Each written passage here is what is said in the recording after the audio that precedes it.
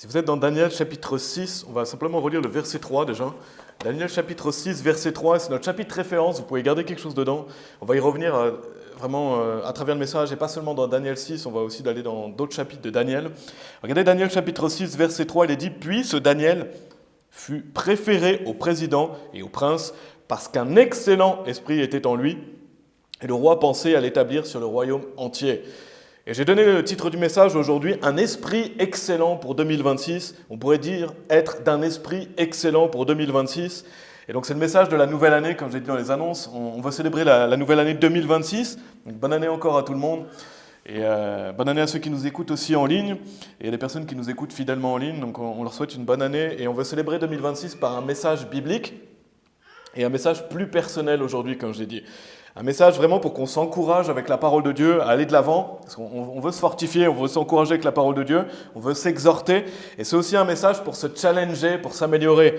Donc on veut se challenger par la Bible, amen. On veut progresser, on veut voir sur les domaines dans lesquels on doit progresser, les choses qu'on veut améliorer. Donc c'est un message aussi qui peut bousculer, c'est un message qui peut reprendre et corriger si nécessaire, parce qu'il y a une nouvelle année qui commence, et on veut continuer à servir Dieu, on veut continuer à aller de l'avant, on veut continuer à mettre Dieu en priorité dans cette année, et c'est pour ça que j'ai donné le titre de ce message, « Un esprit excellent pour 2026 ». Et regardez, relisons Daniel 6 au verset 3, il est dit « Puis ce Daniel fut préféré au président et au prince, parce qu'un excellent esprit était en lui, et le roi pensait à l'établir sur le royaume entier. » Donc un excellent esprit, dans la King James, c'est un excellent spirit, donc ça veut dire un esprit excellent. Pour moi, je trouve que ça se traduit bien, un esprit excellent. Dans une certaine mesure, on pourrait dire aussi avoir un esprit d'excellence, donc quelqu'un qui cherche à exceller, quelqu'un qui veut aller vers l'excellence, et c'était le cas de Daniel.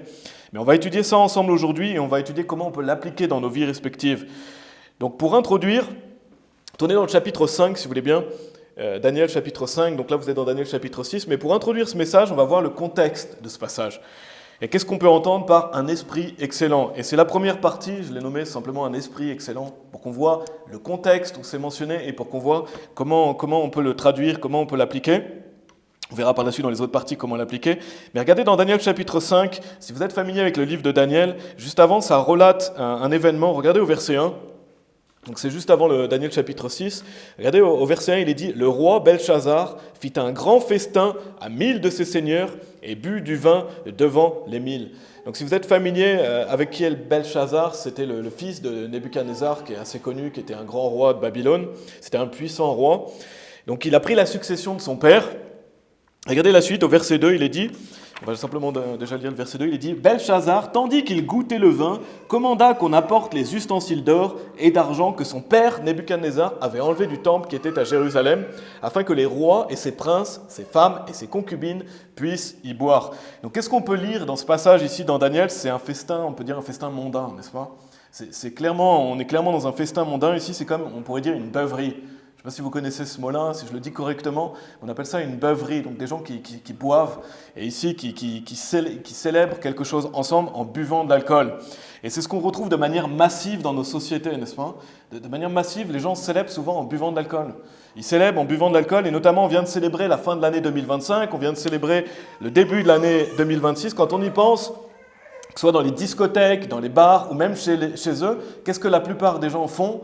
Ils boivent, ils s'alcoolisent, ils profitent de ces moments-là pour boire, devenir sous, etc. Et les gens trouvent ça fun, ils trouvent ça drôle de célébrer la fin de l'année comme ça, la nouvelle année comme ça, mais c'est pas drôle. Il n'y a rien de drôle dans le fait de boire de l'alcool. Et on le voit dans cette histoire ici. Et les fêtes remplies d'alcool, de toute autre perversion, c'est pas fun de finir une année comme ça, ni de commencer une nouvelle année comme ça. Et c'est vraiment une société tordue et perverse dans laquelle on vit. Mais à l'époque, on le voit, ça existait déjà. Il n'y a rien de nouveau sous le soleil. Mais aujourd'hui, c'est prôné de manière massive, même à travers la publicité, les films, etc. Les gens croient que c'est comme ça qu'on célèbre une fin d'année et un début de nouvelle année. Et que ce soit des personnes qui se rendent volontairement dans ces lieux, des gens qui vont célébrer dans des bars, dans des discothèques, que ce soit même dans leur foyer, parce que quand on y pense, beaucoup de gens font même la nouvelle année dans leur foyer, en présence de leurs enfants. Ils boivent, ils se rendent même jusqu'à se rendre sous alors que les enfants sont à côté. Et c'est absolument malfaisant, n'est-ce pas? C'est absolument malfaisant. Et non seulement ça, donc je souligne cette notion d'alcool, mais aussi il y a plein d'autres choses qui sont prônées, que ce soit la fornication, la drogue ou autre non-sens. Et il y a plein de choses comme ça qui sont prônées pendant ces fêtes de fin d'année et début de nouvelle année. Donc c'est toutes sortes de perversions et la Bible condamne ces choses. On veut remettre les choses à leur place. Quand on célèbre une nouvelle année, c'est pas comme ça qu'on célèbre une nouvelle année. C'est pas comme ça qu'on célèbre la fin de l'année non plus. Regardez dans Daniel chapitre 5, on va relire le verset 2, parce qu'on peut faire le lien avec ce passage. Daniel chapitre 5, verset 2, il est dit « Belshazzar, tandis qu'il goûtait le vin, commanda qu'on apporte les ustensiles d'or et d'argent que son père Nebuchadnezzar avait enlevés du temple qui était à Jérusalem, parce qu'il y a eu la déportation des Juifs qui ont été... voilà, on sait que Dieu a puni le peuple, et donc il y a les 70 ans où ils vont être en captivité à Babylone. Il est dit afin que le roi et ses princes, ses femmes et ses concubines puissent y boire. » Et ça amène des choses stupides ici, on peut le lire. Il fait des choses stupides parce qu'il boit de l'alcool. Et l'alcool amène les gens à faire des choses stupides. Et des choses qui lui, clairement, va regretter, il va même mourir juste après. Donc Dieu va juger la nation. Mais ça fait vraiment penser aux fêtes d'aujourd'hui. Quand on pense aux fêtes d'aujourd'hui, malheureusement, beaucoup de gens célèbrent avec de l'alcool, font des choses stupides, et ça n'amène pas des bonnes choses, n'est-ce pas? Et c'est pas comme ça qu'on veut célébrer ça, c'est pour ça que je fais ce point-là. Et ça tombe bien, parce que juste avant Daniel chapitre 6, où ça parle que Daniel a un esprit excellent, on voit ici, c'est l'inverse d'avoir un esprit excellent. Ça va être stupide de célébrer la fin de l'année comme ça, ou de célébrer le début de la nouvelle année comme ça.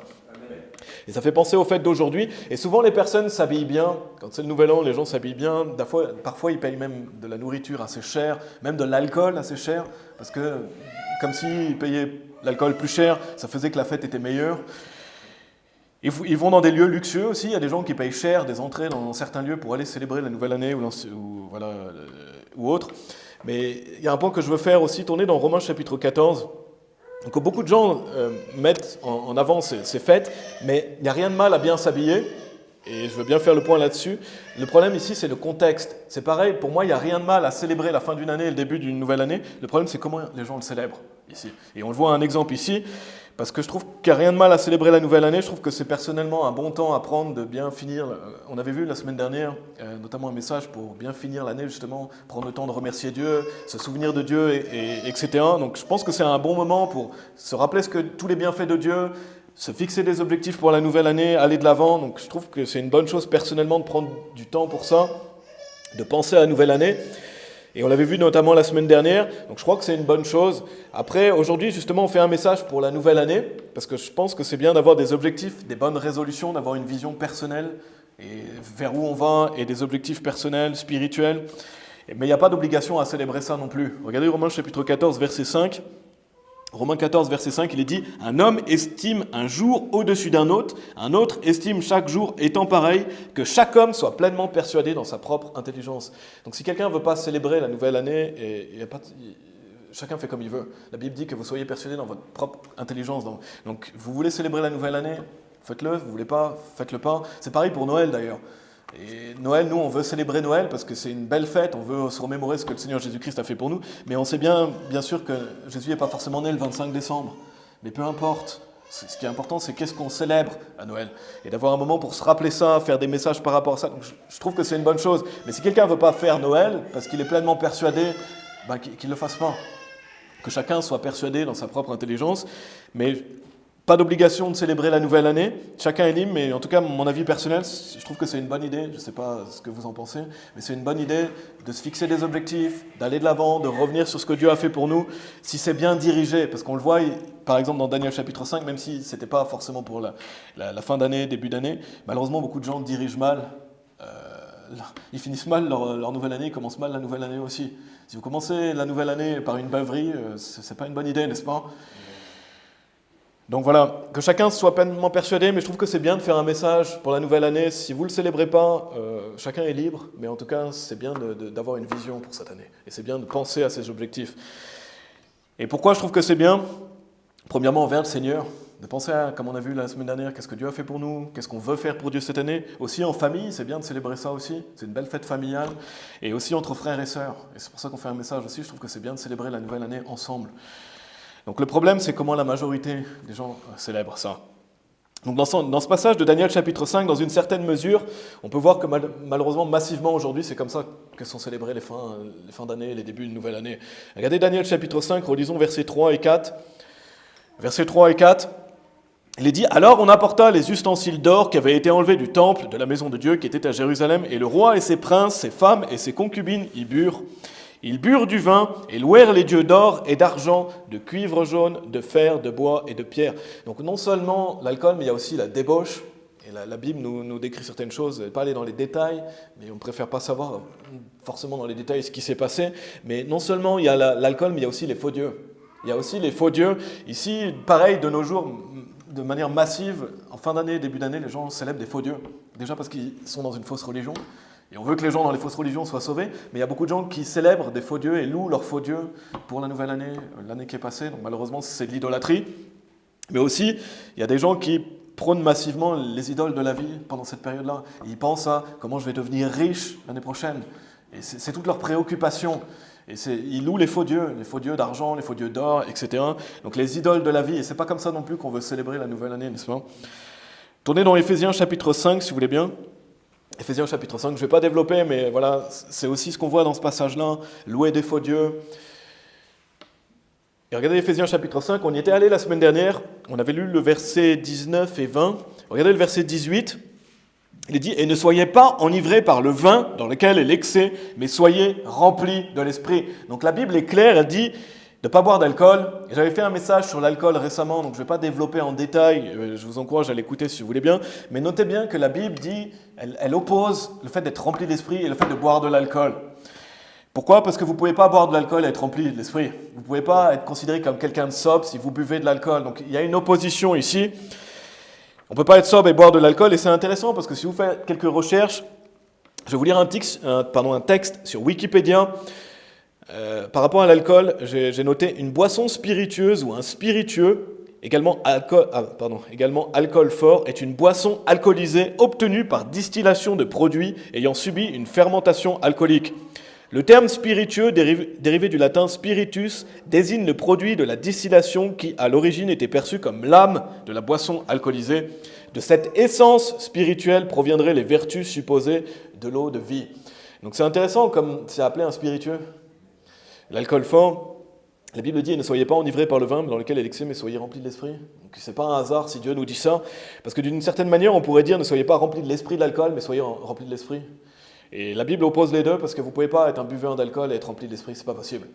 Et la Bible met bien un point ici, si on veut vivre une vie spirituelle, si on veut marcher avec Dieu, on doit s'abstenir de l'alcool. Et ce verset est clair ici. « Ne soyez pas enivrés par le vin dans lequel est l'excès, mais soyez remplis de l'esprit ». Donc on peut voir à quel point l'alcool peut influencer massivement notre vie chrétienne. Ce n'est pas un petit sujet. Et c'est pour ça qu'on en avait déjà parlé, mais c'est pour ça qu'un chrétien doit s'abstenir de ça. Et vous ne pouvez pas être rempli d'esprit et être un buveur d'alcool. Donc il faut choisir. Si vous voulez mener une bonne vie chrétienne, il faut s'abstenir de l'alcool. Retournez dans Daniel chapitre 5, si vous voulez bien. Ça me permet de faire la transition avec ce sur quoi je vais me focaliser dans cette partie. Donc je voulais qu'on voit le contexte. On a vu dans Daniel chapitre 5, je voulais faire un point aussi sur malheureusement comment notre société prône massivement de la mauvaise manière les célébrations de fin d'année, début d'année et ce qu'on ne veut pas faire en tant que chrétien. Et notamment, on veut marcher par l'esprit, on va le voir par la suite.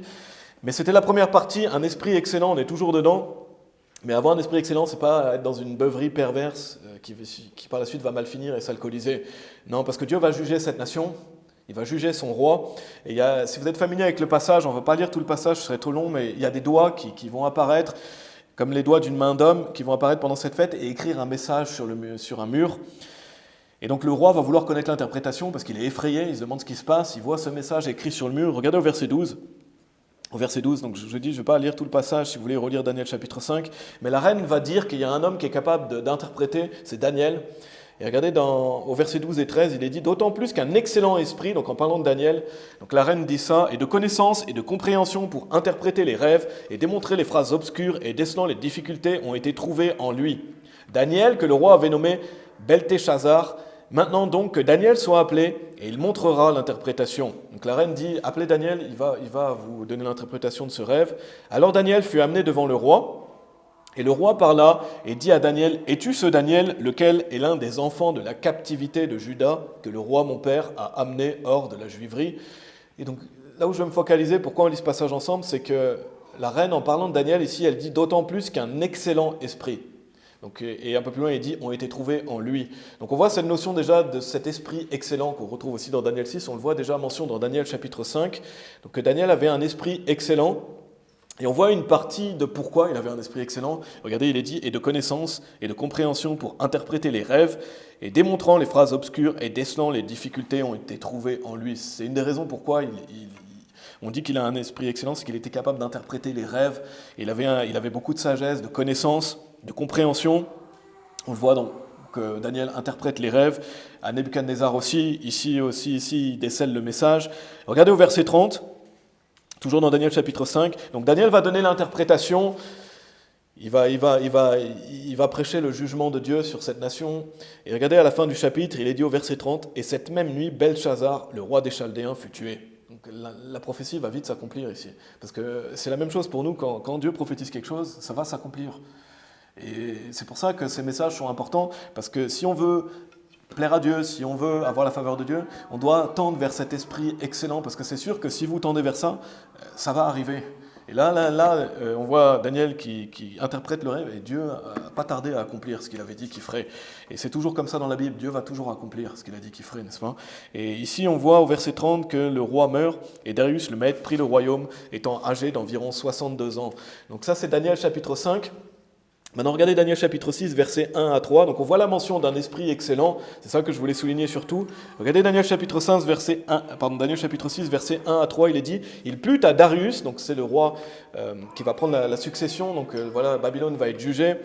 C'est Darius qui va prendre le royaume, d'établir sur le royaume 120 princes, donc c'était un Mède, lesquels devaient être sur tout le royaume, et au-dessus de 3 présidents, desquels Daniel était le premier. Donc Daniel va être haut placé dans le royaume de Darius, afin que les princes puissent leur rendre compte et que le roi ne souffrit aucun dommage. Puis ce Daniel fut préféré au président et aux princes. Et pourquoi Daniel a été préféré? Parce qu'un excellent esprit était en lui, et le roi pensait à l'établir sur le royaume entier. Donc on voit cette notion d'esprit excellent, et donc non seulement avant, mais aussi après, c'est sur la durée que Daniel est qualifié d'avoir un esprit excellent. Et ici, c'est sous le roi Darius. Alors, qu'est-ce qu'on entend par un esprit excellent? On va bien étudier ça à travers ce message. Simplement, je vous donne des pistes. Pourquoi Daniel était qualifié comme ça? On va voir pourquoi et comment. Mais déjà, d'une manière générale, par rapport à sa conduite, il ne faisait aucun doute que Daniel avait une bonne conduite, que Daniel se comportait bien, qu'il était droit, qu'il était intègre, qu'il était fidèle. C'est ce qui faisait que les gens pouvaient se dire, lui, il a un esprit excellent. Il est sage, il a une bonne compréhension des choses. Donc, c'est aussi sa fidélité envers Dieu et c'est aussi sa discipline. Et c'est ce que je veux bien mettre en avant aujourd'hui par rapport à notre nouvelle année. On doit être discipliné si on veut exceller. La discipline, ça amène à l'excellence. Sans discipline, on ne peut pas réussir. Et si on veut avoir un esprit excellent, on doit être discipliné. Parce que la discipline, elle vous permettra de continuer même si vous n'êtes pas motivé. Et des fois, on n'est pas motivé si on est sincère, n'est-ce pas? Des fois, on n'est pas motivé à lire la Bible, on n'est pas motivé à aller évangéliser, on n'est pas motivé à prier. Mais si on est discipliné, on va quand même le faire. Donc la discipline, elle est toujours là, la motivation, elle peut fluctuer. Donc c'est extrêmement important, si on veut réussir en 2026, on doit être discipliné. On doit se fixer une discipline, on doit avoir des routines, on doit avoir des habitudes, et si on ne les a pas, ça doit en devenir. Mais on doit avoir ça, je suis certain que Daniel, il avait une discipline pour sa conduite, pour son intégrité, pour sa fidélité envers Dieu, pour sa recherche de la sagesse. C'était quelqu'un de très discipliné. On le voit 3 fois par jour, il se mettait à genoux et il priait. Donc il était sacrément discipliné. Et la véritable excellence, elle ne se repose pas forcément sur le talent, mais elle se repose sur la discipline. La discipline qu'on peut avoir personnelle et la maîtrise de soi, le fait d'avoir une vision, d'aller de l'avant. Donc ça doit être quelque chose qu'on doit volontairement faire. Ça doit être fait de manière constante. Et on doit fournir les efforts pour ça. On doit fournir des efforts et de bien faire les choses même quand c'est difficile. Parce que comme j'ai dit, la motivation fluctue, les émotions fluctuent, la discipline, elle reste. Souvent les sportifs, les meilleurs sportifs, c'est ceux qui sont le plus disciplinés. Il y a une part de talent, c'est sûr, mais qu'est-ce qui fait la différence? C'est la discipline. Si vous voyez quelqu'un qui excelle dans un domaine, c'est que c'est quelqu'un de discipliné. Et c'est quelqu'un qui, même s'il n'a pas envie, il continue à le faire. Et donc, on doit se challenger pour ça et être discipliné en 2026. Amen. Et c'est valable pour chacun d'entre nous.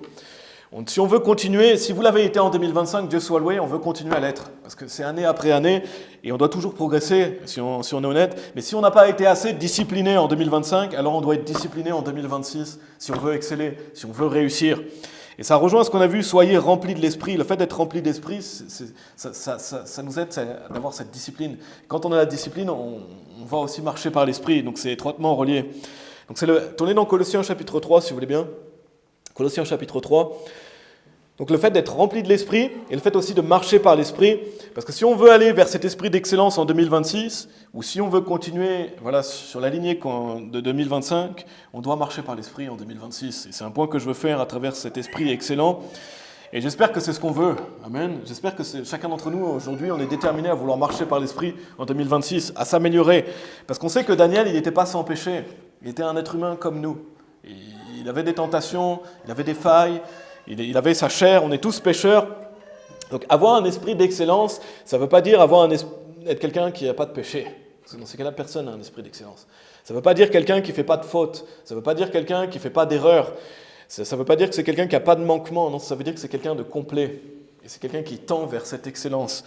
C'est quelqu'un qui marche sur ce chemin, quelqu'un qui veut faire de son mieux. Regardez dans Colossiens chapitre 3, on va lire au verset 1.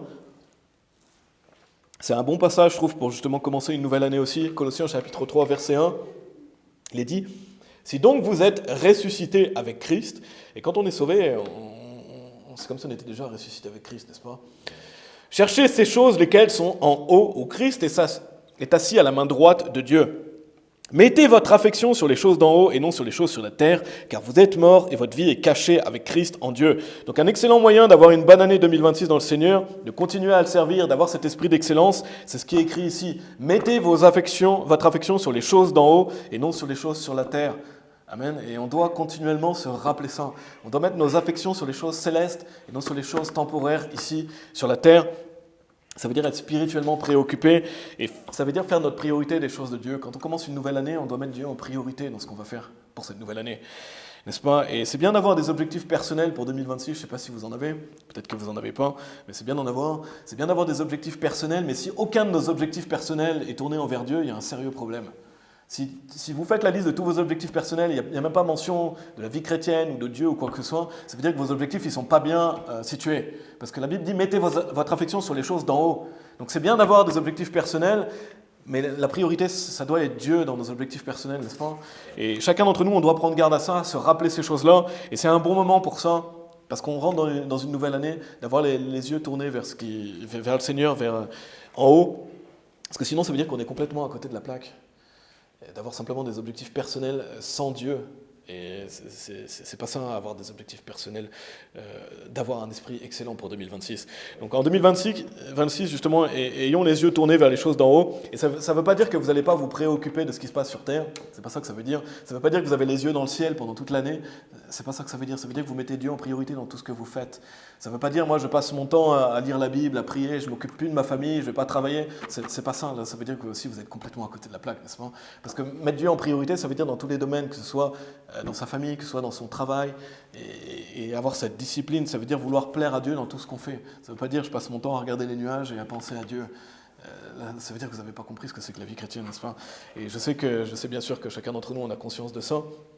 Mais ça veut dire mettre Dieu en priorité dans tout ce qu'on fait, notre travail séculier, notre famille, à l'église, mettre notre affection sur les choses de Dieu en priorité. Et ensuite, il est dit, lorsque Christ, qui est notre vie, apparaîtra, alors vous aussi apparaîtrez avec lui en gloire. Donc ça nous est bénéfique au final. Si on a les yeux tournés vers les choses célestes, déjà on aura plus de paix, plus de joie, plus de fruits de l'esprit, n'est-ce pas ? Mais en plus, ça nous est bénéfique. Parce que quand Christ apparaîtra, alors nous aussi on va apparaître avec lui en gloire. Et donc c'est un bon objectif pour 2026. N'est-ce pas ? Et on va lire les versets suivants dans la deuxième partie, mais regardez, allez au verset 9, toujours dans Colossiens chapitre 3, au verset 9. On va relire d'autres versets un peu plus loin dans le message, dans Colossiens 3, si vous voulez garder quelque chose dedans aussi.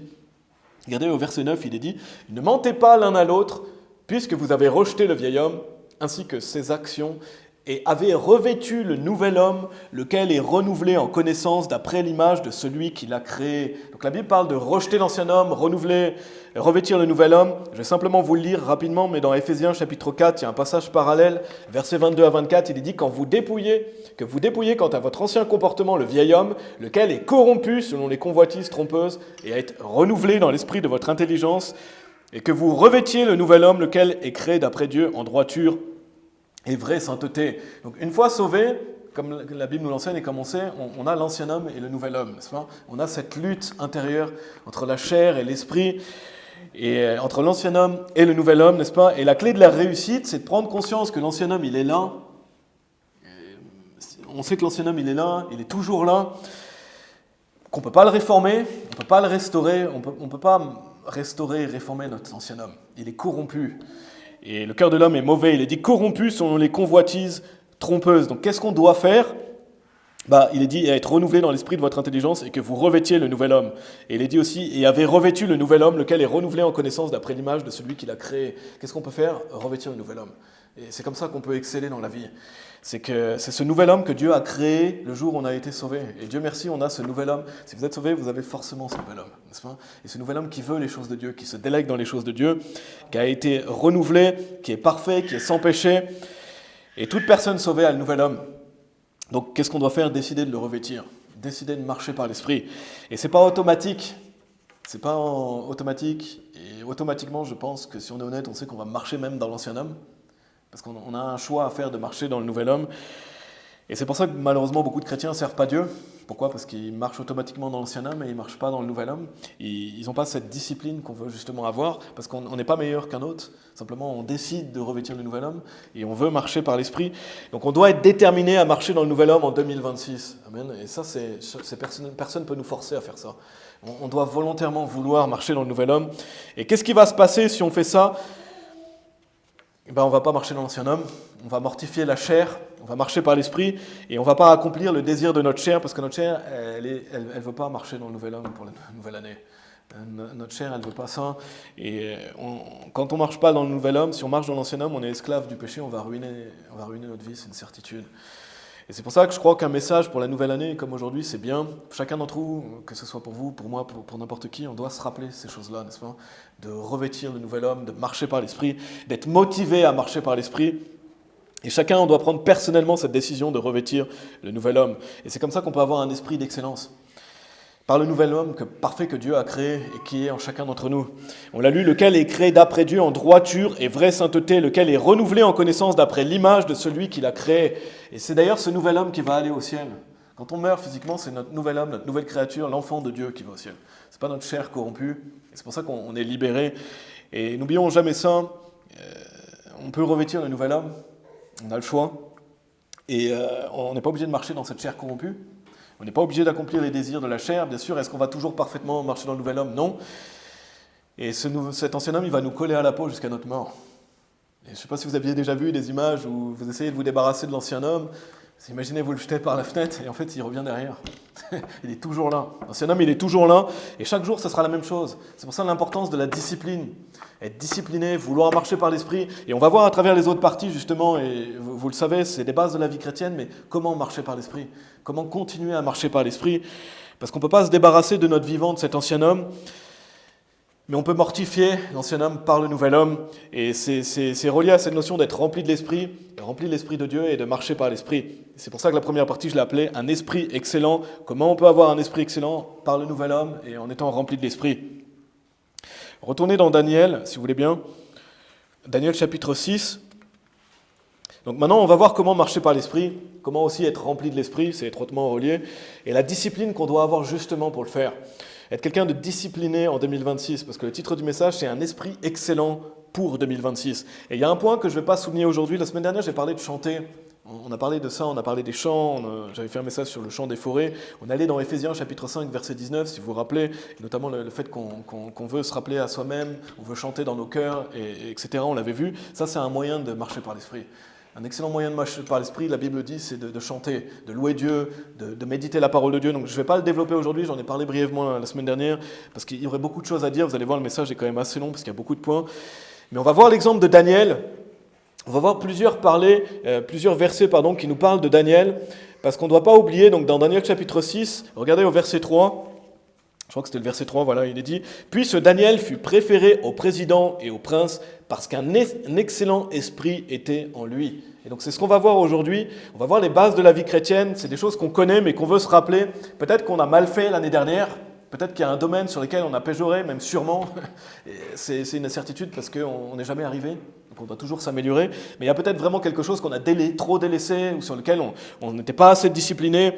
Des choses peut-être qu'on n'avait pas conscience non plus, mais on va revoir ces choses ensemble et on veut progresser et on veut rectifier les choses. C'est pour ça que j'ai dit, ce message s'adresse à chacun d'entre nous et pour corriger notre conduite, pour s'améliorer, parce qu'on veut se challenger. Et Daniel était quelqu'un comme ça. Si Daniel excellait, c'est parce qu'il se remettait en question, c'est parce qu'il avait soif de sagesse, de connaissance, il était humble. On doit être honnête avec soi-même, parce que personne n'est arrivé. Et c'est pour ça que le titre du message, c'est « Un esprit excellent pour 2026 ». Et la première partie, on a vu un esprit excellent, on a vu comment le définir, on a vu le contexte. Maintenant, la deuxième partie, c'est un esprit excellent par une vie de sanctification. Si on veut avoir un esprit excellent, on doit avoir une vie de sanctification. Je pense que vous savez ce que ça veut dire vivre à part. Ça veut dire vivre différemment du monde. On est un peuple particulier, Dieu nous a rachetés, on doit être zélé pour les bonnes œuvres, et on a une vie où on veut être saint pour le Seigneur. Dans 1 Pierre chapitre 1, versets 15 et 16, je vais simplement vous les lire, mais il est dit « Comme celui qui vous a appelé est saint, soyez vous aussi saints dans tout votre comportement, parce qu'il est écrit « Soyez saints, car je suis saint ». Donc quand on est sauvé, Dieu veut qu'on se sanctifie. Dieu veut qu'on mène une vie sainte pour qu'on puisse le glorifier. Il est dit « Soyez vous aussi saints dans tout votre comportement ». Tournez dans Daniel chapitre 1, si vous voulez bien. Daniel chapitre 1. Donc ça veut dire mener une vie chrétienne, ça veut dire mener une vie à part, ça veut dire vivre avec notre nouvelle nature, mais ça veut dire aussi se détourner de ses péchés. Si on veut mener une bonne année 2026, on doit se détourner de ses péchés. Parce qu'on sait que Dieu est un feu consumant. La Bible est claire. On doit craindre Dieu. On doit craindre son châtiment. La Bible dit que Dieu châtie ses enfants. Parce qu'il nous aime, parce qu'il veut nous faire progresser. Et Dieu nous a châtiés l'année dernière, c'est une certitude. Si vous demandez, est-ce que Dieu m'a châtié ? Oui, parce qu'il châtie tous ses enfants. D'une manière ou d'une autre, on a été châtiés. Parce que Dieu nous reprend, il nous corrige. Bien sûr, il ne nous corrige pas toujours. Dieu soit loué, des fois plus ou moins. Des fois, c'est simplement avec sa parole. Mais il veut qu'on le craigne, et il veut qu'on le craigne aussi pour la nouvelle année. Il veut qu'on craigne Dieu et les conséquences du péché. Il veut qu'on progresse. Quand Dieu nous châtie, c'est pour notre intérêt. C'est pour qu'on soit plus saint, justement, qu'on soit participant de sa sainteté. Donc allons dans Daniel chapitre 1, parce que s'il y a bien une chose qui caractérise Daniel, et on veut se focaliser sur Daniel aujourd'hui, notamment parce qu'il est dit de lui qu'il a un esprit excellent, mais s'il y a bien une chose qui caractérise bien Daniel, et le fait qu'il a un esprit excellent, c'est que Daniel prenait position et que Daniel menait une vie de sanctification. Et dans le contexte, si vous êtes dans Daniel chapitre 1, c'est après justement la prise de Jérusalem par Babylone, par Nebuchadnezzar, on a vu son fils tout à l'heure. Mais il est mention du roi. Le roi faisait venir des jeunes enfants d'Israël. Regardez dans Daniel chapitre 1, verset 4. Il cherchait l'élite, il cherchait à faire venir des jeunes enfants qui avaient de la sagesse. Il est dit des jeunes enfants en qui il n'y avait aucun défaut, de belle apparence et adroit en toute sagesse et apte en connaissance et comprenant la science, et de tels avaient la capacité de se tenir dans le palais du roi et auxquels on pouvait enseigner le savoir et la langue des Chaldéens. Donc on voit le roi ici, il prend les jeunes enfants, entre guillemets l'élite, les jeunes enfants, en tout cas selon ses critères, des gens qui n'avaient aucun défaut de belle apparence, mais des gens aussi, des enfants qui avaient de la sagesse, de la connaissance, et il les ramène à Babylone. Et Daniel faisait partie de ces enfants-là. Et regardez donc dans Daniel chapitre 1, verset 8. Donc il va assigner une portion journalière, la Bible dit du vin et de la nourriture. Et regardez dans Daniel chapitre 1, au verset 8, il est dit « Mais Daniel proposa dans son cœur qu'il ne se souillerait par la portion des mets du roi, ni par le vin qu'il buvait. Par conséquent, il demanda au prince des eunuques afin qu'il ne puisse pas se souiller. » Donc on voit une chose qui caractérise Daniel, c'est qu'il prend position pour Dieu. Il sait que Dieu ne veut pas qu'il fasse ça. Qui prend position, non, moi, je ne prendrai pas part à ça. Notamment ici, le vin, je pense que ça fait référence à l'alcool, parce qu'il est mention de se souiller. Et ça, pour moi aussi, ça fait mention de la viande sacrifiée aux idoles, certainement, s'il s'abstient de cette nourriture. Donc ça veut dire qu'il se met à part, il prend clairement position ici. Il veut mener une vie de sanctification. Et c'est quelque chose de majeur. Si on veut réussir dans la vie chrétienne, si on veut être agréable à Dieu, on doit mener une vie de sanctification. Si on ne mène pas une vie de sanctification, on ne peut pas mener une bonne vie chrétienne. On ne peut pas mener une bonne vie chrétienne. La Bible dit « Soyez saints, car je suis saint ». Donc ça veut dire qu'on doit vouloir mener cette bonne vie. Et qu'est-ce qui faisait que Daniel avait un esprit excellent ? Parce qu'il menait une vie de sanctification. Non, ce n'est pas pour moi. Notamment l'alcool et les viandes sacrifiées aux idoles. Encore une fois, ça ne veut pas dire qu'il était sans péché. Mais déjà, on peut voir qu'il s'abstient d'un péché, notamment digne d'exclusion. Et tournez dans 1 Corinthiens chapitre 5, si vous voulez bien. 1 Corinthiens chapitre 5, parce que pour moi, ici, ça fait référence, je ne sais pas si vous avez un avis différent, mais j'aurais du mal à comprendre comment on pourrait l'appliquer si ce n'était pas de l'alcool ici. Mais pour moi, ça fait référence que Daniel ne voulait pas boire de l'alcool, et ici, on parle de boire de l'alcool chaque jour, parce que c'était leur portion quotidienne. Donc le roi voulait que les jeunes enfants boivent de l'alcool chaque jour. Donc visiblement, c'est ce qui était commandé, une portion journalière d'alcool. Donc Daniel se gardait d'un péché digne d'exclusion, parce que si vous buvez de l'alcool chaque jour, vous êtes un ivrogne. Et c'est un péché digne d'exclusion. Donc c'est clairement être un ivrogne. Et pour mener une vie sainte, Pour mener une vie à part, c'est déjà se garder de ces péchés qu'on retrouve dans 1 Corinthiens chapitre 5, regardez au verset 11. Il est dit, mais maintenant je vous ai écrit, donc dans le contexte d'une église, c'est pour ça qu'il y a une discipline. Par exemple, si quelqu'un est exclu pour un péché grave, c'est parce qu'on veut que la personne se mette en règle avec Dieu, qu'elle arrête ce péché et qu'elle revienne. C'est pour ça qu'il y a une discipline. Et parce que un peu de levain fait lever la pâte. Donc certains péchés, Dieu dit, c'est des péchés dignes d'exclusion. Il est dit, je vous ai écrit de ne pas tenir compagnie si quelqu'un qui est appelé un frère. Et ici, ça ne fait pas référence, si vous avez... J'avais déjà fait un message là-dessus, mais que ce soit clair, ça ne fait pas référence si votre père, votre mère est sauvé et boit de l'alcool. Je ne crois pas que ça fait référence à ça. Si vous ne voulez plus voir la personne, c'est votre choix, mais ça ne parle pas de ne plus voir vos familles qui sont sauvées parce qu'ils sont dans des péchés comme ça. C'est un contexte d'église ici. Ça parle de péchés dignes d'exclusion. Si quelqu'un entre nous est appelé un frère ou une sœur et est dans un de ces péchés-là. Mais ça ne parle pas de si vous avez une connaissance, un ami qui est dans un péché grave comme ça, mais qui ne fait pas partie de l'Église. Pour moi, c'est différent. Après, chacun met la limite où il veut. Mais c'est bien de faire ce point-là, parce que des fois, il y a des faux enseignements ou peut-être des mauvais enseignements par rapport à ça. En tout cas, ce que croit notre Église par rapport à ça, c'est clair. Il est dit, ou convoiteux, ou un idolâtre, ou un railleur, ou un ivrogne, ou un extorqueur, de ne pas manger avec un tel homme. Donc on voit ici fornicateur, on voit ici convoiteux, on voit ici idolâtre, on voit railleur, on voit ivrogne, et on voit extorqueur. Je ne vais pas développer ça aujourd'hui, on en a déjà parlé dans plusieurs messages. J'avais fait un message justement qui s'appelle la séparation dans la vie chrétienne, si vous voulez écouter, mais on en reparlera plus tard. Mais je ne vais pas détailler tous ces péchés, ce serait trop long. Mais il y a le mot ivrogne ici. Et pour moi, Daniel, justement, se gardait de ça. Et d'un péché digne d'exclusion, même si, bien sûr, on sait qu'à cette époque, ce n'est pas la même époque qu'aujourd'hui, donc il n'y avait pas l'église comme aujourd'hui. Mais c'est un péché grave, ça a toujours été un péché grave. Et donc, en 2026, on doit se garder de ces péchés-là. Amen. On doit continuer à le faire. Et si vous l'avez fait en 2025, j'espère que c'est chacun d'entre nous, on l'a fait, continuons à le faire.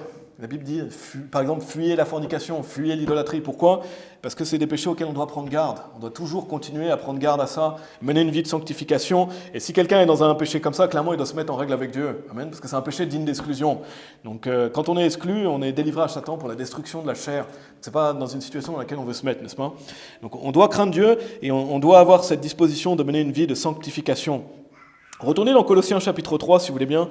Colossiens chapitre 3, le titre du message, c'est « Un esprit excellent pour 2026 ». On a vu une première partie, c'était un esprit excellent. La deuxième partie, c'est un esprit excellent par une vie de sanctification.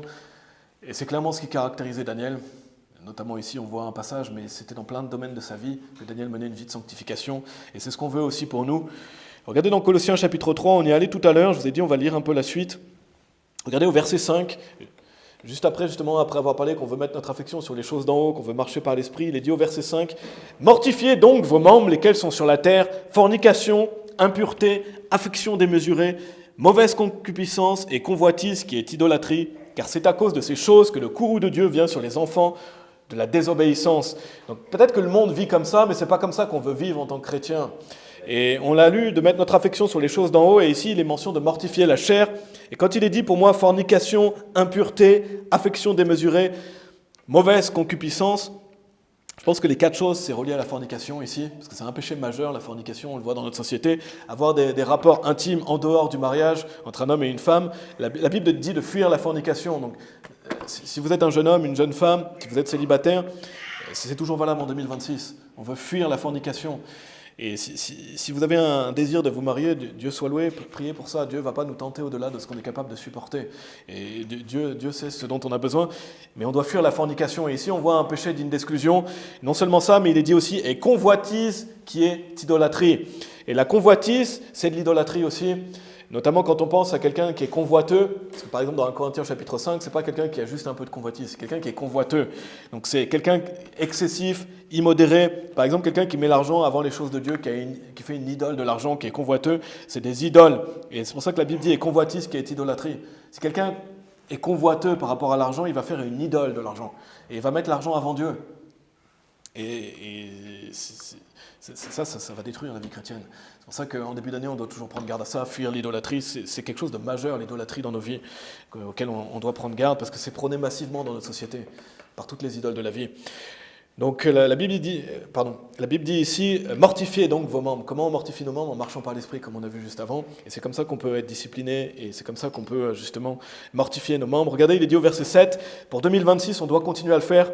On doit mortifier notre chair. Il est dit, dans lesquels vous aussi avez marché autrefois lorsque vous viviez en elles, mais maintenant vous rejetez aussi toutes celles-ci, colère, courroux, malice, blasphème, conversation répugnante sortant de votre bouche. Ne mentez pas l'un à l'autre, puisque vous avez rejeté le vieil homme, ainsi que ses actions, et avez revêtu le nouvel homme, lequel est renouvelé en connaissance d'après l'image de celui qui l'a créé. Ici, il y a d'autres choses qui sont importantes aussi qu'on veut rejeter, c'est la mauvaise colère, la malice, le mensonge. On veut rejeter ça aussi en 2026. Et on veut rejeter ça pour la nouvelle année. Amen. On veut revêtir le nouvel homme. Et bien sûr, comme j'ai dit, est-ce qu'on va toujours marcher dans le nouvel homme? Non. Parfois, on commence bien la journée, on marche dans le nouvel homme, et puis d'un coup, ça ne va pas. On marche dans l'ancien homme, après on peut remarcher dans le nouvel homme, on peut remarcher. C'est pour ça qu'on doit avoir une discipline constante. Vous n'avez c'est pas parce que on doit lire la Bible, mais c'est pas parce qu'on lit la Bible que toute la journée on va marcher dans le nouvel homme. N'est-ce pas? On le sait très bien. Et c'est impossible de marcher tout le temps dans le nouvel homme. C'est pour ça qu'on doit avoir une discipline. C'est pour ça que les messages comme ça, pour moi, sont extrêmement importants, parce qu'on doit prendre la décision de cette année de faire notre maximum pour ça. Même dans une journée, c'est impossible de toujours marcher dans le nouvel homme. Et on va marcher dans le nouvel homme, etc. Bien sûr, on va se garder des péchés graves. Ce n'est pas une excuse. On ne va pas dire, oui, mais parce que j'ai l'ancien homme, je peux pécher. Non, il n'y a pas d'excuse, on est responsable. On doit se garder des péchés graves, mais on doit avoir cette discipline quotidienne, justement, pour mortifier notre chair et pour marcher le plus possible par l'esprit. Et justement, on va voir plusieurs choses. Donc on a vu, notamment, ça passe par la vie de sanctification. Ça veut dire qu'on doit être déterminé dans notre cœur de mener une vie à part et de marcher par l'esprit. On a vu un esprit excellent pour 2026, on a vu cette notion d'un esprit excellent dans la première partie. Dans la deuxième partie, retournez dans Daniel chapitre 9, si vous voulez bien en attendant. Daniel chapitre 9, la deuxième partie, c'est un esprit excellent par une vie de sanctification. Et bien sûr, il y a plus de choses à dire, mais ce serait trop long, le message serait trop long si je développe trop. La troisième partie, c'est un esprit excellent par la lecture de la Bible. Et on le sait, mais il faut toujours le répéter. C'est un point évident. Personne, et je dis bien personne, peut avoir un esprit excellent si on n'a pas cette discipline de lire la Bible. On ne peut pas réussir en 2026 si on ne lit pas la Bible. Personne ne peut exceller, personne ne peut réussir, personne ne peut avoir un esprit excellent, personne ne peut marcher avec Dieu, lui être agréable correctement sans lire la Bible. Amen. Et ça doit être quotidien, ça doit être discipliné, ça doit être sécurisé, ça doit être défini pour nous qu'en 2026, on va lire la Bible. Si on l'a lu en 2025, Dieu soit loué. Si on a eu des manquements en 2025, on veut rectifier ça en 2026, mais on veut continuer à lire la Bible. Personne ne peut dire, moi je suis arrivé, j'ai lu la Bible tant de fois, j'ai plus besoin de la lire. Non, tout le monde doit lire la Bible, n'est-ce pas? Et on va voir quelques passages rapidement qui montrent clairement l'importance de lire la Bible. Mais regardez dans Daniel chapitre 9, justement j'ai réfléchi dans quel passage on peut voir que Daniel lisait la Bible. Et il y a des passages qui montrent clairement que Daniel lisait la Bible. Et pour moi, il lisait beaucoup la Bible, en tout cas les livres qu'il avait à l'époque. Regardez dans Daniel chapitre 9, versets 1 et 2. Il est dit, en la première année de Darius, le fils d'Ahasuérus, de la semence des Mèdes, donc on a vu tout à l'heure Darius, lequel fut fait roi sur le royaume des Chaldéens, en la première année de son règne, moi, Daniel, je compris par les livres que le nombre des années duquel la parole du Seigneur vint à Jérémie le prophète, qu'il devait s'accomplir, 70 années, désolé pour les Suisses, mais c'est écrit 70 années dans la Bible, de désolation de Jérusalem, je plaisante, mais 70 années, je ne veux pas offenser les Suisses, mais 70 années, 70 années. Donc on voit ici que Daniel, il a compris des choses par les livres. Qu'est-ce que ça veut dire? Ça veut dire qu'il lisait les livres, n'est-ce pas? Les livres qu'il avait. Et il lisait ici Jérémie. Donc il est dit, la parole du Seigneur vint à Jérémie le prophète. Donc clairement, Daniel lisait les Écritures. Pourquoi Daniel avait un esprit excellent? Ce n'est pas un hasard. Il lisait les Écritures. Et non seulement il les lisait, mais en plus il l'étudiait. Donc ça veut dire qu'il avait une discipline de lire, mais aussi d'étudier la parole de Dieu. La Bible dit aussi de vérifier dans les Écritures. De lire la parole de Dieu, de vérifier et de baser ce qu'on croit sur la parole de Dieu, parce que c'est notre fondation, c'est notre ancre. Et donc non seulement il lisait la Bible, mais il l'étudiait, ça veut dire qu'il passait beaucoup de temps dans la lecture de la Bible, dans l'étude de la parole de Dieu. Et c'est toujours la même chose aujourd'hui. Si on veut plaire à Dieu, si on veut exceller dans la vie chrétienne, on doit lire la parole de Dieu. Amen. Et on doit lire la parole de Dieu en 2026. On doit continuer à lire la Bible, jour après jour. Tournez dans Josué chapitre 1, si vous voulez bien. Josué chapitre 1. Et j'espère que chacun d'entre nous, on a eu cette discipline en 2025 de lire la Bible et de vouloir lire la Bible. Mais maintenant qu'on commence une nouvelle année, il faut continuer. Si on avait cette habitude, Dieu seul, on doit continuer à le faire en 2026. Et si quelqu'un ne le faisait pas bien en 2025, il faut commencer sérieusement à lire la parole de Dieu, n'est-ce pas? Parce qu'on ne peut pas exceller, on ne peut pas réussir, on ne peut pas prospérer sans lire la parole de Dieu. Allez dans Josué chapitre 1, simplement je vous lis Psaume chapitre 1, verset 2. En attendant, il est dit, « Mais son délice est dans la loi du Seigneur, et dans sa loi, il médite jour et nuit. » Donc la Bible dit jour et nuit. Et ce n'est pas une seule fois mentionné dans la parole de Dieu. Regardez dans Josué chapitre 1, verset 8, il dit « Ce livre de la loi ne quittera pas ta bouche, mais tu le méditeras jour et nuit, afin que tu puisses observer et agir selon tout ce qui est écrit, car alors tu rendras prospère ton chemin, et alors tu réussiras bien. » Et le livre de la loi, on peut l'appliquer à la parole de Dieu de manière générale. On peut aller dans plusieurs passages qui montrent que le livre de la loi, ça s'applique aussi à l'entièreté de la parole de Dieu. Par exemple, dans Psaume 119, il y a beaucoup de passages qui parlent de ça. Ses témoignages, ses statuts, le livre de la loi, sa parole. Donc ici, ça fait référence au fait que tu méditeras jour et nuit, que tu liras la Bible chaque jour, quotidiennement. Et on ne peut pas se passer de la Bible, n'est-ce pas? Et c'est pareil pour chacun d'entre nous. Peu importe comment vous vous considérez spirituellement, on ne peut pas se passer de la parole de Dieu. On doit lire la parole de Dieu. Et la Bible enseigne que c'est matin et soir. Pour moi, c'est comme ça aussi que je l'interprète ici. Quand il est dit jour et nuit, c'est matin et soir. Et si vous n'avez pas cette habitude, ou si on a eu des manquements par rapport à ça, prenons cette habitude, si on ne le faisait pas assez, de lire la Bible matin et soir. Pour moi, c'est bien, c'est une bonne habitude de lire la Bible matin et soir, parce qu'il est dit « Car alors tu rendras prospère ton chemin, et alors tu réussiras bien. » Pourquoi Daniel a prospéré? Pourquoi il a bien réussi? Parce qu'il lisait la parole de Dieu. Et on le voit, il étudiait Jérémie le prophète, il voulait connaître la parole de Dieu, il méditait la parole de Dieu. Donc ce n'est pas un hasard, on va pas avoir un esprit excellent par hasard dans la parole de Dieu. Non, ça marche par le fait de lire la parole de Dieu. Prospérer, réussir, ça c'est avoir un esprit d'excellence, n'est-ce pas? C'est avoir un esprit excellent. Et donc c'est bien de répartir notre lecture biblique journalière, matin et soir. Et si vous avez moins de temps le matin, peut-être que vous avez moins de temps le matin, vous préférez lire la Bible le soir, prenez quand même cette habitude de moins lire un peu la parole de Dieu le matin. Je trouve que c'est une bonne habitude à faire. Quelque chose que je peux conseiller, c'est personnel, mais lisez un psaume ou un proverbe le matin. Et il y a des psaumes, si vous lisez les psaumes, il y en a quand même 150. Et les proverbes, il y en a 30, ça fait 108 ans, c'est quasiment 6 mois. Donc si vous lisez un psaume ou un proverbe le matin, déjà vous en avez pour 6 mois. Et c'est une bonne habitude, ou alors si vous préférez lire la Bible le matin, chacun peut avoir ses préférences, mais la Bible enseigne clairement que c'est une bonne chose de lire la Bible le matin et le soir. Et si vous ne la lisez pas du tout, lisez-la au moins une fois par jour, mais fixez-vous cet objectif de la lire matin et soir. Si on lit 3 chapitres par jour, on lit la Bible une fois dans l'année. C'est un principe. Peut-être 3 à 4 chapitres par jour, on la lit une fois dans l'année, c'est 15 minutes par jour. Et je sais que pour une maman, ça peut être plus difficile, surtout quand on a des enfants en bas âge, de lire la Bible le matin. Mais trouver un moment pour ça, ça peut être une bonne chose. Peut-être simplement de lire un chapitre plus court et de lire un peu plus le soir. Mais prenez cette habitude, je trouve que c'est bien et ça aide à travers la journée. Quand on lit la Bible le matin, ça aide à passer la journée.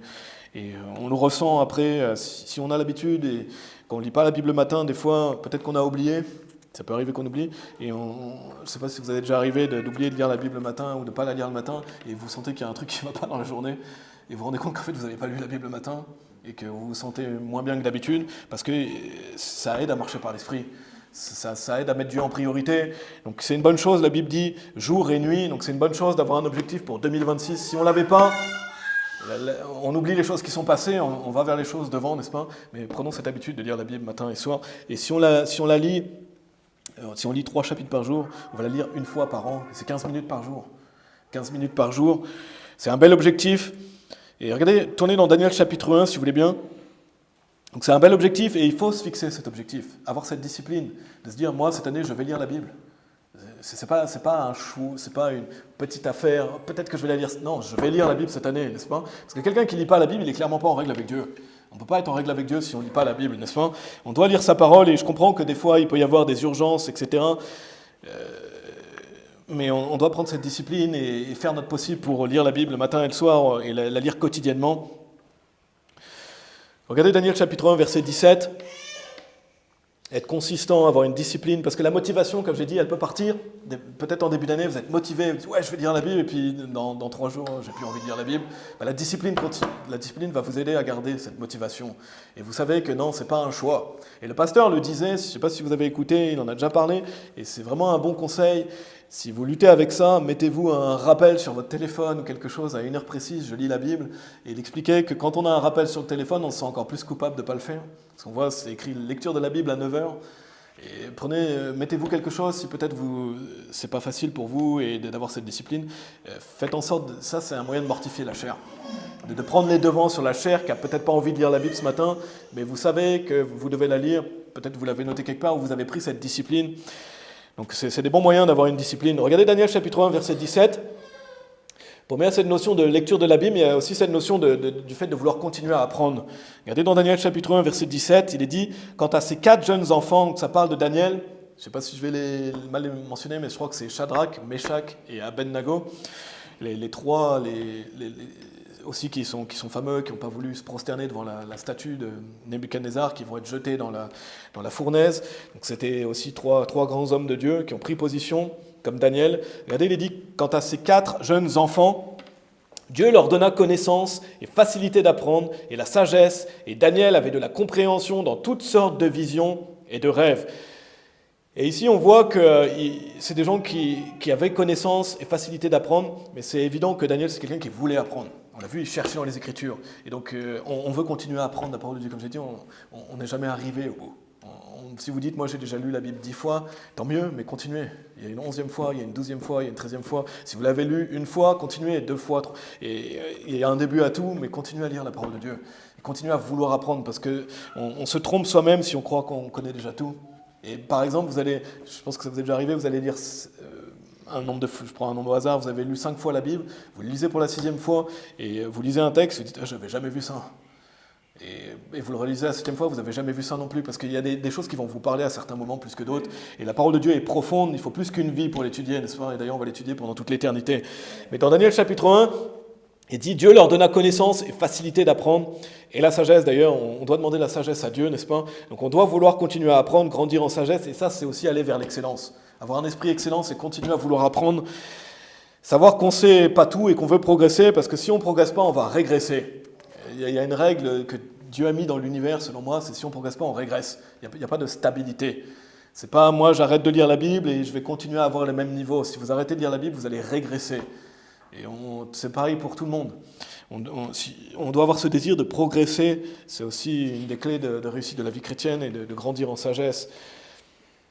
On l'avait lu aussi juste par rapport à l'esprit d'excellence, je vais simplement vous le relire, on avait lu « et de connaissance et de compréhension pour interpréter les rêves » en parlant de Daniel, et démontrant les phrases obscures et décelant les difficultés ont été trouvées en lui. Donc c'est relié à cet esprit d'excellence, c'est la connaissance, la compréhension, et ça passe par le fait de lire la parole et de l'étudier. Le titre du message, c'est « Un esprit excellent pour 2026 », on a vu la lecture de la Bible. Une autre partie, c'est « Un esprit excellent par la prière ». Et s'il y a bien quelque chose qui saute aux yeux quand on lit Daniel, c'est que Daniel était un homme de prière, n'est-ce pas? Daniel était quelqu'un qui priait. Allez en Daniel chapitre 6, s'il vous plaît, notre chapitre référence. Allez en Daniel chapitre 6. Mais par rapport à ce qu'on a lu tout à l'heure, et notamment par rapport à la lecture de la Bible, je vais simplement vous lire le verset 3. On avait vu, il me semble que c'est le même chapitre, où Daniel, ça parle de Daniel qui justement il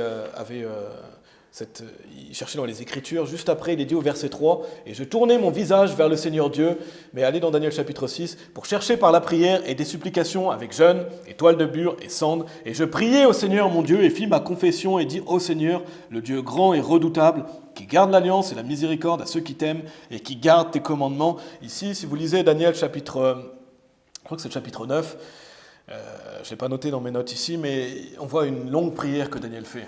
Et Daniel était un homme de prière. C'était un homme de prière, et regardez dans notre chapitre référent, justement Daniel chapitre 6, lisons le verset 10 qui montre que Daniel était quelqu'un qui priait, c'est le moins qu'on puisse dire. Daniel chapitre 6, verset 10, il est dit « Or, lorsque Daniel sut que l'écrit était signé, il alla dans sa maison, et ses fenêtres étaient ouvertes dans sa chambre vers Jérusalem. Il s'agenouillait 3 fois par jour et priait et remerciait devant son Dieu comme il faisait auparavant. » Il priait à genoux 3 fois par jour. Si on peut appeler ça un homme de prière, n'est-ce pas? Il priait à genoux 3 fois par jour, même si c'était interdit. Ça, c'était un contexte où ils avaient interdit de prier. Et quelle va être la conséquence? Daniel va être jeté dans la fosse aux lions, mais il a quand même continué à prier. Donc même, nous, on n'a pas ça, on n'a pas cet écrit, et on espère qu'on n'aura jamais un écrit comme ça. On n'a pas cet écrit, donc on a encore moins d'excuses, n'est-ce pas? On doit prier, on doit avoir une vie de prière. La Bible nous dit d'avoir une vie de prière, de prier sans cesse. Donc s'il y a bien un sujet sur lequel on se dit en 2025, j'ai à progresser en 2026, c'est la prière. Chacun d'entre nous. Qui peut dire j'ai assez prié en 2025? Personne. On doit toujours continuer à le faire, à prier. Et c'est bien de prier plusieurs fois dans la journée. Ici, on voit un exemple de Daniel qui priait au moins 3 fois par jour. Donc Daniel le faisait au moins 3 fois, et on peut prier bien sûr dans nos cœurs pendant la journée, mais c'est bien de prier au long de la journée. Et si peut-être quelqu'un lutte avec la prière, c'est bien aussi de se fixer des heures pour prier, pour justement prendre cette habitude, cette discipline. Mais c'est essentiel, on ne va pas y aller, mais dans Philippiens chapitre 4, en parlant de la paix de Dieu, il est dit « Et la paix de Dieu, laquelle surpasse toute compréhension, gardera vos cœurs et vos intelligences par Christ Jésus. » Et comment la paix de Dieu, ici, qui surpasse toute compréhension, garde nos cœurs et nos intelligences, on voit juste au verset d'après, c'est par la prière et la supplication, n'est-ce pas, avec remerciement. Faites connaître à Dieu vos requêtes. Donc c'est la prière, la supplication, les remerciements. Comment avoir un esprit d'excellence en 2026 ? Prions et continuons à prier. Et si quelqu'un a péjoré entre guillemets en 2025 par rapport à ça, c'est pas trop tard, n'est-ce pas ? On veut s'améliorer par rapport à ça. Et chacun d'entre nous, on doit s'améliorer. Et si Dieu nous dit « Et la paix de Dieu, laquelle surpasse toute compréhension, gardera vos cœurs et vos intelligences par Christ Jésus », un bon moyen d'excellence dans la vie chrétienne et d'avoir un esprit d'excellence, c'est d'avoir Dieu qui garde nos cœurs et nos intelligences par Christ Jésus, n'est-ce pas ? Et ça passe par la prière. Si on veut que Dieu garde nos intelligences et nos cœurs, ça passe par ce qui est écrit dans le verset d'avant, et notamment par la prière. Donc ayons une vie de prière. Je ne sais pas si vous êtes toujours dans Daniel chapitre 6, oui, vous y êtes toujours. Je vais rappeler les parties, titre du message, un esprit excellent pour 2026. Première partie, un esprit excellent. Deuxième partie, un esprit excellent par une vie de sanctification. Troisième partie, un esprit excellent par la lecture de la Bible. Quatrième partie, un esprit excellent par la prière. Cinquième partie, un esprit excellent par la présence à l'Église, par le fait d'être présent à l'Église. Et dans l'Ancien Testament, avec Daniel, bien sûr, il n'allait pas à l'Église comme nous aujourd'hui, n'est-ce pas ? On est dans l'Ancien Testament, mais il est mention de la maison de Dieu dans l'Ancien Testament, et l'Église est appelée la maison de Dieu. Mais regardez, dans Daniel chapitre 6, on va relire le verset 10, parce que c'était une période vraiment particulière. Ils ont été déportés à Babylone, ils ne vivaient plus à Jérusalem, donc c'est une période qu'on ne vit pas aujourd'hui. Mais nous, aujourd'hui, on n'a pas d'excuse, parce que voilà, on sait que...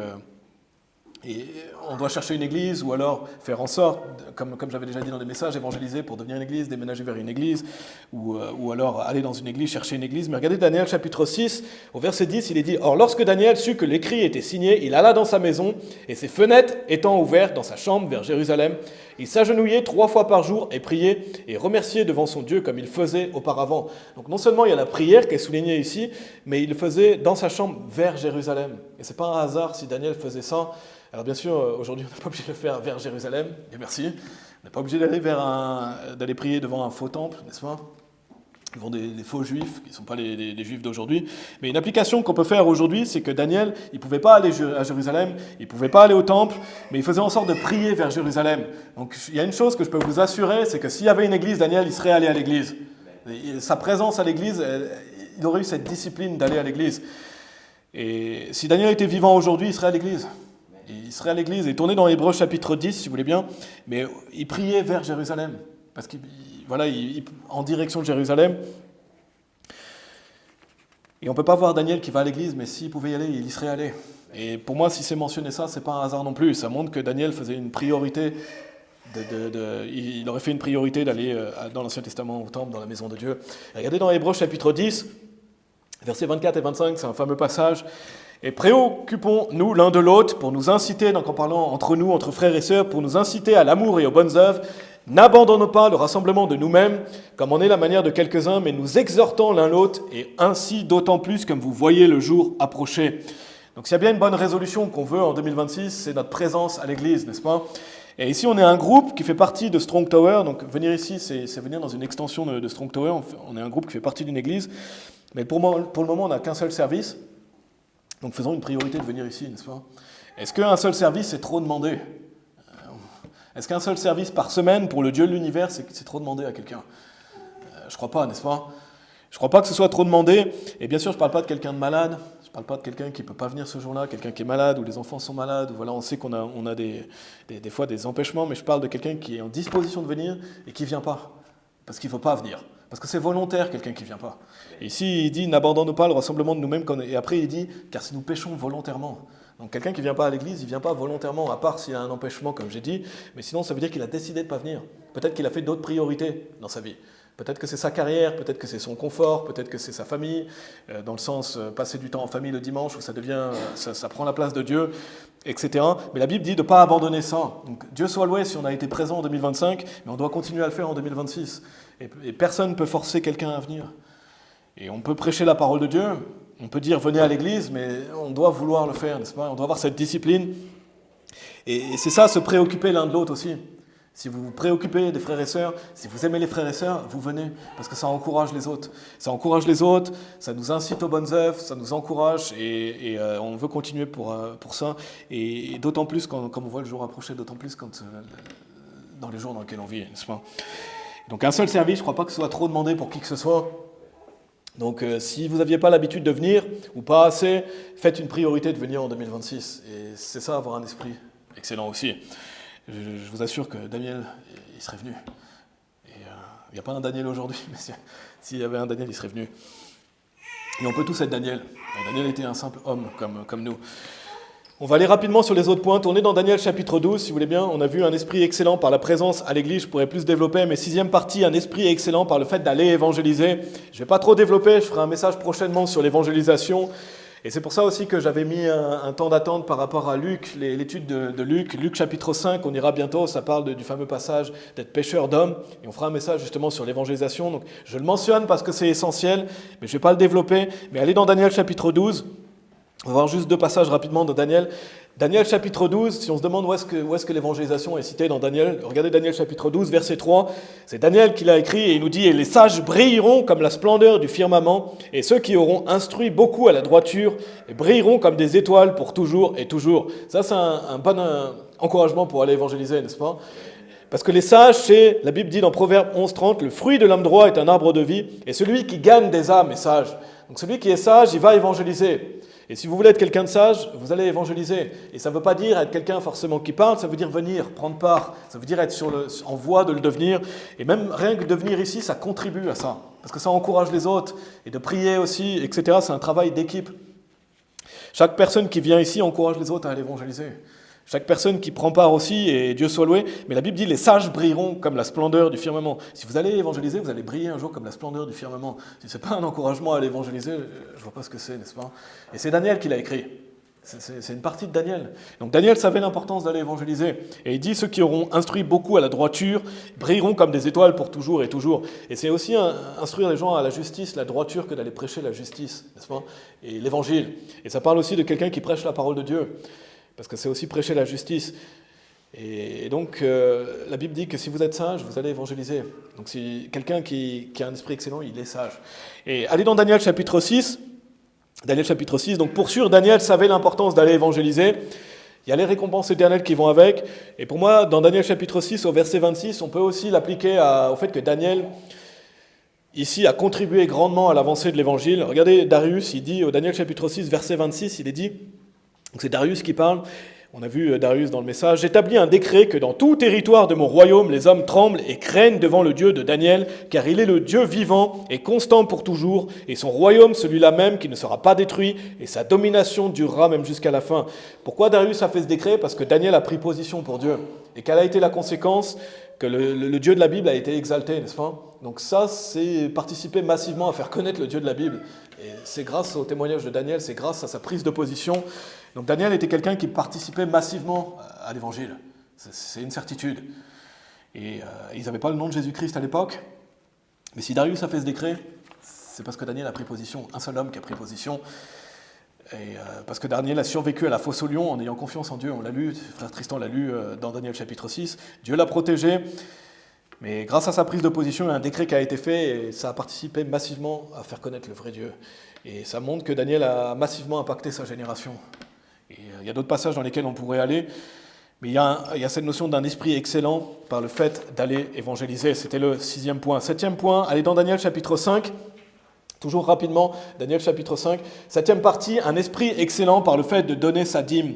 Et comme l'évangélisation, j'avais mentionné la dîme la semaine dernière, je ferai un message prochainement sur le sujet, simplement là je le mentionne, et je le cite aussi dans Daniel, un passage qui me fait penser par rapport à la dîme, par rapport à Daniel. J'en parlerai plus en détail, mais donner sa dîme, c'est quelque chose d'intemporel.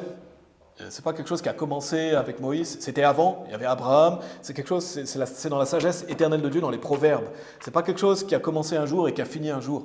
Donner sa dîme, ça a toujours été d'actualité. Mais j'en parlerai plus en détail dans un message. Mais regardez dans Daniel chapitre 5, Daniel, c'était pas quelqu'un de convoiteux, la Bible nous le montre bien. Regardez Daniel chapitre 5, verset 17. Alors il n'y a pas de verset qui mentionne que Daniel donnait sa dîme, Mais il y a un verset qui mentionne que Daniel n'était pas quelqu'un de convoiteux. Regardez, dans Daniel chapitre 5, verset 17, il est dit « Alors Daniel répondit et dit devant le roi que tes présents restent à toi et donne à un autre tes récompenses. Toutefois, je lirai l'écriture au roi et lui en ferai connaître l'interprétation. » C'est toujours dans Daniel chapitre 5 ici. Le roi veut donner des présents à Daniel et Daniel refuse. Ce qui montre clairement qu'en refusant ça, ce n'était pas un convoiteux. Bien sûr, il y a un contexte ici. Ça ne veut pas dire que quand vous acceptez un cadeau, vous êtes un convoiteux. C'est pas ça, là, il y a un contexte ici. Mais qu'est-ce qui fait que beaucoup de gens ne donnent pas leur dîme ? Qu'est-ce qui fait que beaucoup de gens ne donnent pas ? C'est la convoitise de l'argent. C'est pour ça que beaucoup de gens ne donnent pas leur dîme, parce qu'ils veulent garder leur argent pour eux-mêmes. Et la Bible nous dit qu'on doit donner sa dîme, c'est un dû qu'on doit à Dieu. Et bien sûr, comme j'ai dit, je développerai dans un message, il n'y a pas de police, vous faites ce que vous voulez, c'est entre vous et Dieu. Moi, je prêche ce que dit la parole de Dieu, c'est ce que prêche notre pasteur aussi. Mais quelqu'un qui est... Je parle aussi de quelqu'un qui est bien enseigné, parce qu'il y a des gens qui ne savent pas. Malheureusement, il y a beaucoup de faux enseignements par rapport à ça. Mais quelqu'un qui volontairement ne le donne pas en sachant, c'est différent. Mais Daniel, pour moi, était quelqu'un qui n'était pas convoiteux. Donc ça permet de faire le point, mais si vous voulez avoir un esprit excellent, ça passe aussi par le fait de donner sa dîme. Et c'est Dieu qui nous donne toutes choses. Donner 10% à Dieu de ce qu'il nous a donné, c'est un dû. Et j'en parlerai dans un message, mais c'est difficile de faire un message de nouvelle année sans ça, parce que c'est aussi une bonne disposition à avoir. Peut-être que vous l'avez fait en 2025, Dieu soit loué, mais ça doit continuer en 2026. Si vous ne l'avez pas fait, justement, c'est le bon moment pour commencer en 2026. Et c'est valable pour chacun d'entre nous, pour moi-même compris. C'est chacun d'entre nous qui conçoit. Donc c'était la 7e partie. 8e partie, un esprit excellent par le fait d'être fidèle. Et si vous allez dans Daniel chapitre 6, lisez le verset 4. Si vous voulez bien, Daniel chapitre 6, verset 4, je ne l'ai pas noté, je vais simplement le lire avec vous. C'est la 8e partie, c'est la dernière partie aujourd'hui. Il y a un point que je veux faire aussi par rapport à Daniel. C'est la 8e partie, un esprit excellent par le fait d'être fidèle. Un esprit excellent par le fait d'être fidèle. Et s'il y a bien une chose encore qui caractérise Daniel, c'est le fait qu'il est fidèle. Il était fidèle sur la durée. On peut voir, on a vu au moins déjà 3 rois où Daniel était fidèle à Dieu. Et il était fidèle sous le règne de plusieurs rois différents. Regardez Daniel chapitre 6, verset 4. Donc quand ils veulent accuser Daniel, ils ne trouvent aucune accusation contre lui. Donc ils cherchent justement une accusation contre sa chrétienté. Et c'est ce que font des fois les gens envers nous, n'est-ce pas ? Ils cherchent un problème chez nous en voulant attaquer notre foi. Regardez les dit verset 4. « Alors les présidents et les princes cherchaient à trouver quelque occasion contre Daniel concernant le royaume, mais ils ne purent trouver aucune occasion ni aucune faute, attendu qu'il était fidèle, et ni erreur ni faute ne se trouvait en lui. » Parce que Daniel était fidèle. Et si on veut un esprit excellent, on doit être quelqu'un de fidèle. Ça, c'est sur la durée. Et donc ça fait partie aussi de ça fait partie de qui a été Daniel. Je vais m'arrêter là pour les parties, je pourrais développer d'autres choses, mais si on pense aussi au fait d'être un père ou une mère pour les enfants, on pourrait développer aussi des bonnes résolutions pour 2026, faire le point pour 2025. Je ferai un message prochainement sur la famille, où je verrai que... Mais ça passe aussi un esprit excellent par la vie familiale. Et il y a bien d'autres points qu'on pourrait faire, mais c'est les choses sur lesquelles je voulais me focaliser. Tournez dans Daniel chapitre 1, si vous voulez bien, pour finir, Daniel chapitre 1. Je vous rappelle ce qu'on a vu ensemble, un esprit excellent pour 2026. On a vu un esprit excellent. Dans la première partie, on a vu que ça passe par une vie de sanctification, que ça passe par la lecture de la Bible, que ça passe par la prière, que ça passe par la présence à l'église, que ça passe par le fait d'aller évangéliser, que ça passe par le fait de donner sa dîme, que ça passe par le fait d'être fidèle. Et je pense que chacun d'entre nous, on savait ces choses. Mais c'est bien de se les rappeler, c'est bien d'être honnête avec soi-même et de savoir dans quel domaine on a à progresser pour 2026, ou peut-être qu'on est moins motivé, mais on doit mettre la discipline en fonction pour ça, parce que la discipline nous aidera justement à avoir une bonne année 2026, à avoir un esprit excellent. Et ça conduit à ce qu'on a vu, on ne l'a pas lu, pardon, mais ce qui est écrit dans Daniel chapitre 1 au verset 9, et c'est dit dès le début de la vie de Daniel, quand il était encore un enfant. Mais il est dit dans Daniel chapitre 1, verset 9, « Et Dieu a apporté à Daniel faveur et amour compatissant de la part du prince des eunuques. » Quand on a un esprit excellent, quand on tend vers cet esprit excellent, encore une fois, ça ne veut pas dire qu'on est sans péché, sans faute, sans manquement, sans erreur, ça veut dire qu'on veut aller vers ça, qu'on veut progresser, qu'on veut marcher par l'esprit, et qu'on a cette discipline spirituelle, au final, Dieu nous donne faveur et amour compatissant. Et c'est ce qu'on veut, n'est-ce pas, pour 2026. Si on veut la faveur de Dieu, si on veut la faveur des hommes, on a vu les clés de la réussite aujourd'hui, il y a d'autres choses qu'on pourrait souligner, mais c'est ces bases de la vie chrétienne.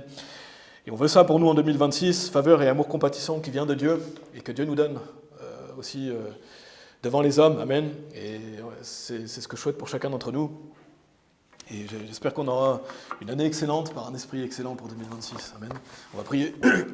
Merci Père, merci Seigneur pour l'exemple de Daniel. Merci Seigneur qu'il était qu'un homme comme nous, Seigneur, sujet aux passions et aux tentations.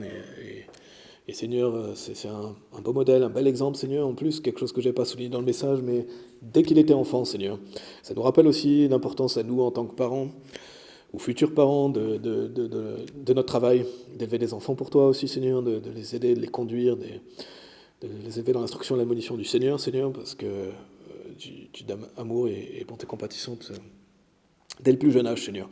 Merci pour cet exemple de Daniel, pour sa fidélité, et Seigneur, je t'en prie, aide-nous pour cette année 2026, Seigneur, dans tous les domaines qu'on a pu voir, pour progresser, mettre en place des bonnes routines, une bonne discipline, et voilà, qu'on puisse être déterminé, Seigneur, à aller à l'église, à lire la Bible, à prier, à l'évangéliser d'une manière ou d'une autre, à participer à ton œuvre, Seigneur, et toutes ces choses qu'on a pu voir. Merci pour ça, on prie pour ça, on prie pour que tu nous aides à marcher par l'Esprit, que tu nous aides à mettre notre affection sur les choses d'en haut, et que tu nous aides à mettre toujours une priorité aussi des choses célestes, Seigneur, dans nos vies personnelles. Et en faisant ça, Seigneur, c'est pour notre bénéfice, c'est pour et le bénéfice des autres, et ça t'est agréable. On prie pour ça, on prie aussi pour bien voir ensemble, Seigneur, comment on peut mettre ça en application pour notre groupe, avoir une vision des objectifs pour notre groupe, pour le travail ici, Seigneur, et le travail que tu veux qu'on fournisse ici. Et on prie pour ça, on prie pour l'évangélisation de cet après-midi, et un bon retour de chacun d'entre nous. En prénom de Jésus-Christ. Amen.